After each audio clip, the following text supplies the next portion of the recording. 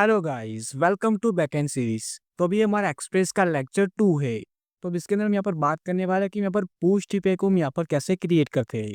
तो चलो हम यहाँ पर फोल्डर को ओपन कर देता हूँ। तो प्रीवियस वीडियो के अंदर हमने यहाँ पर बात की थी कि हम यहाँ पर एक्सप्रेस जेएस के अंदर हम यहाँ पर सर्वर को कैसे क्रिएट कर सकते हैं, और उसके बाद हमने यहाँ पर गेट एपीआई को क्रिएट किया था। तो अभी तक आपने उस वीडियो को नहीं देखा है तो आप उसे हमारी बैकएंड की जो प्लेलिस्ट है ना उसके अंदर से देख सकते हैं। मैं आपको उस प्लेलिस्ट की लिंक डिस्क्रिप्शन में प्रोवाइड करा दूंगा, तो आप वहाँ से उसे एक्सेस कर सकते हैं। तो हम यहाँ पर पोस्ट टिपे को क्रिएट करना है तो हम यहाँ पर लिखना है ऐप डॉट पोस्ट। हम यहाँ पर पोस्ट की मेथड को यूज़ करेंगे। अब इसके अंदर यहाँ पर दो पैरामीटर होते हैं। तो पहले पैरामीटर के अंदर हम यहाँ पर यूआरएल को पास करते हैं, जैसे कि मैं यहाँ पर लिखता हूँ /रजिस्टर। अब इसके बाद हम यहाँ पर दूसरे पैरामीटर के अंदर हम यहाँ पर कॉलबैक फंक्शन को पास करते हैं। तो यहाँ पर एक एरो फंक्शन बना देता हूँ। तो अब यहाँ पर इस कॉलबैक के अंदर भी यहाँ पर दो पैरामीटर होंगे, पहला होगा हमारा रिक्वेस्ट और दूसरा होगा यहाँ पर रिस्पॉन्स। तो अब यहाँ पर पोस्ट एपीआई में क्या होता है कि हम यहाँ पर डेटा को फ्रंट एंड से हम यहाँ पर सर्वर के अंदर भेजते हैं, पर अभी तो हमारे पास यहाँ पर फ्रंट एंड नहीं है। तो हम यहाँ पर क्या करेंगे कि हम यहाँ पर थंडर क्लाइंट को यूज़ करेंगे, या हम यहाँ पर पोस्टमैन को भी यूज़ कर सकते हैं। अब यहाँ पर थंडर क्लाइंट और पोस्टमैन क्या होते हैं, तो ये हमारे एक प्लेटफॉर्म होते हैं जो क्या करते हैं कि यहाँ पर एपीआई को वेरीफाई करने में हेल्प करते हैं।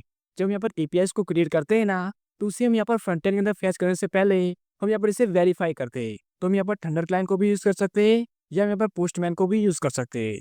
तो अभी हम यहाँ पर थंडर क्लाइंट को यूज़ करने वाले हैं। तो पहले आपको क्या करना है कि आपको यहाँ पर थंडर क्लाइंट का एक्सटेंशन यहाँ पर इंस्टॉल कर देना है। तो आपको यहाँ पर एक्सटेंशन के अंदर जाना है और यहाँ पर आपको लिखना है थंडर क्लाइंट, और अब इसे आपको यहाँ पर इंस्टॉल कर देना है। तो मेरा यहाँ पर पहले से इंस्टॉल है। तो जैसे यहाँ पर इंस्टॉल हो जाता है, उसके बाद आपको यहाँ पर लेफ्ट साइड के अंदर आपको यहाँ पर थंडर क्लाइंट का आइकन देखने को मिलेगा। तो आपको इसके ऊपर यहाँ पर क्लिक कर देना है, और उसके बाद आपको यहाँ पर न्यू रिक्वेस्ट के ऊपर यहाँ पर क्लिक कर देना है। तो देखो, जब हम यहाँ पर फ्रंट एंड से हम यहाँ पर डेटा को सर्वर के अंदर भेजना चाहते हैं, तो उसके यहाँ पर तीन तरीके होते हैं। पहला तरीका होता है यहाँ पर क्वेरी, दूसरा तरीका होता है यहाँ पर बॉडी, और तीसरा तरीका होता है पैरम्स। पर फिलहाल के लिए हम यहाँ पर क्वेरी और बॉडी की हम यहाँ पर बात करेंगे। पैरम्स को हम यहाँ पर आने वाले वीडियोस के अंदर समझेंगे। ओके, तो पहले मैं आपको यहाँ पर क्वेरी के बारे में समझाता हूँ। तो क्वेरी के अंदर क्या होता है कि हम यहाँ पर पैरामीटर बनाते हैं और उसकी वैल्यू को हम यहाँ पर पास करते हैं। एक मिनट पहले मैं यहाँ पर क्या करना है कि मैं यहाँ पर मेथड को सिलेक्ट करना है। तो यहाँ पर सिलेक्ट करता हूँ पोस्ट, और अब इसके अंदर मैं यहाँ पर एपीआई को पास करना है। तो इसे मैं यहाँ से निकाल लेता हूँ, और अब यहाँ पर लिखता हूँ http://localhost:3000/register। ओके, हम यहाँ पर जो पोस्ट एपीआई क्रिएट कर रहे हैं ना, इसका एंड पॉइंट यहाँ पर ये होगा। ओके, तो हम यहाँ पर क्वेरी की बात कर रहे थे। तो इसके अंदर यहाँ पर क्या होता है कि यहाँ पर पैरामीटर पास करते हैं और उसकी वैल्यू को हम यहाँ पर पास करते हैं। जैसे कि देखो, मैं यहाँ पर एक पैरामीटर पास करता हूँ, तो यहाँ पर मैं लिखता हूँ ईमेल, और इसकी वैल्यू के अंदर मैं यहाँ पर लिखता हूँ abc@gmail.com। तो देखो, मैंने यहाँ पर जो पैरामीटर पास किया ना, वो यहाँ पर यूआरएल के अंदर यहाँ पर ऐड हुआ है। तो इसे हम यहाँ पर कहते हैं क्वेरी पैरामीटर्स। तो एक तरीका तो ये है कि हम यहाँ पर क्वेरी के थ्रू हम यहाँ पर डेटा को पास कर सकते हैं। उसके बाद यहाँ पर दूसरा तरीका होता है हमारा बॉडी। तो पहले मैं यहाँ पर इसे निकाल लेता हूँ, और अब हम यहाँ पर बॉडी की बात करते हैं। तो बॉडी के अंदर यहाँ पर क्या करते हैं कि यहाँ पर जेसन डेटा को हम यहाँ पर पास करते हैं। तो अभी जो जेसन होता है ना, वो हमारे जावास्क्रिप्ट ऑब्जेक्ट की तरह ही होता है।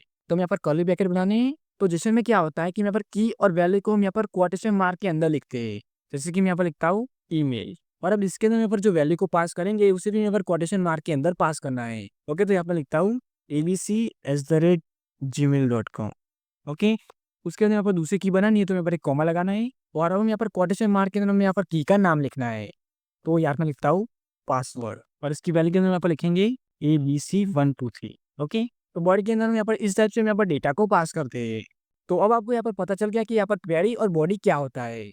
तो चलो अब हम यहाँ पर एपीआई को क्रिएट करते हैं। तो यहाँ पर server.js के अंदर जाता हूँ। तो अभी जो हमारी क्वेरी और बॉडी होते हैं ना, वो हमारे रिक्वेस्ट के पैरामीटर के अंदर आते हैं। तो रिक्वेस्ट के थ्रू हम यहाँ पर बॉडी और क्वेरी के अंदर से हम यहाँ पर डेटा को निकाल सकते हैं। जैसे कि मैं क्या करता हूँ कि मैं यहाँ पर एक वेरिएबल बनाता हूँ। तो यहाँ पर लिखता हूँ लेट डेटा इक्वल टू, यहाँ पर लिखता हूँ रिक्वेस्ट डॉट बॉडी। तो अब इससे क्या हुआ कि हमने यहाँ पर जो बॉडी के अंदर डेटा को पास किया था ना, वो यहाँ पर इस वेरिएबल के अंदर यहाँ पर आ जाएंगे। ओके, और अभी हमारा ऑब्जेक्ट है, तो हम यहाँ पर इसे डायरेक्ट डिस्ट्रक्चर भी हम यहाँ पर कर सकते हैं। तो अब डिस्ट्रक्चर करने के लिए यहाँ पर क्या करना है कि पहले यहाँ पर लिखना है लेट, उसके बाद यहाँ पर कर्ली ब्रैकेट बनाने हैं, और यहाँ पे की का नाम लिखना है। तो यहाँ पर लिखता हूँ ईमेल, उसके बाद यहाँ पर लिखता हूँ पासवर्ड। ओके, उसके बाद यहाँ पर इक्वल का साइन बनाना है, और हम यहाँ पर लिखना है रिक्वेस्ट डॉट बॉडी। तो फिलहाल हम यहाँ पर चीज़ों को सिंपल रखते हैं, तो मैं इसे यहाँ पर कमेंट कर देता हूँ। अगर आपको इसे डिस्ट्रक्चर करना है तो आप इस तरीके से यहाँ पर इसे कर सकते हैं। ओके, अब इसके बाद देखो, अभी मैं यहाँ पर डेटाबेस को यूज़ नहीं कर रहे हैं। तो मैं क्या करता हूँ कि इस डेटा को मैं आपको यहाँ पर लोकली स्टोर करके दिखाता हूँ। तो यहाँ पे ऊपर की तरफ यहाँ पर एक एरे बना देता हूँ। तो यहाँ पर मैं लिखता हूँ let user data equal to, और यहाँ पर ब्लैंक एरे को हम यहाँ पर पास करते हैं। ओके, तो अभी मैं यहाँ पर क्या करता हूँ कि हमारा जो एपीआई से यहाँ पर डेटा आ रहा है ना, उसे मैं यहाँ पर इस एरे के अंदर यहाँ पर स्टोर करवाता हूँ। तो हम यहाँ पर एरे की मेथड को यूज़ करते हैं।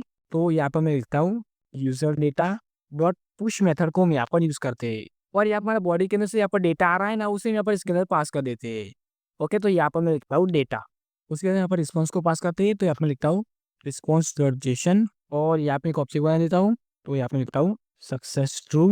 उसके बाद मैं यहाँ पर मैसेज की की बनाता हूँ और यहाँ पे लिखता हूँ यूज़र रजिस्टर। ओके, और इसके साथ मैं यहाँ पर यूज़र डेटा को यहाँ पर कंसोल लॉग करवा देता हूँ। ओके, यहाँ पर लिखता हूँ यूज़र डेटा। तो मैं यहाँ पर सर्वर को स्टार्ट करता हूँ।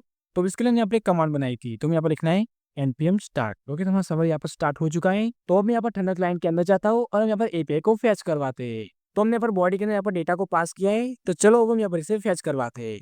तो यहाँ पर सेंड वाले बटन के ऊपर क्लिक कर देना है। तो देखो हमारा रिस्पॉन्स यहाँ पर आ रहा है, और हमने यहाँ पर यूजर डेटा को कंसोल लॉग करवाया था, तो वो भी यहाँ पर देखने को मिल रहा है। ओके, तो इस टाइप से यहाँ पर पोस्ट एपीआई को क्रिएट करते हैं। तो मैं यहाँ पर server.js के अंदर जाता हूँ। सो गाइस, अब ये था हमारा आज का वीडियो। आपको वीडियो कैसा लगा आप मुझे कमेंट करके जरूर बताना, और अगर आपको यहाँ पर कोई डाउट है तो आप उसे भी मुझे कमेंट करके बता सकते हैं।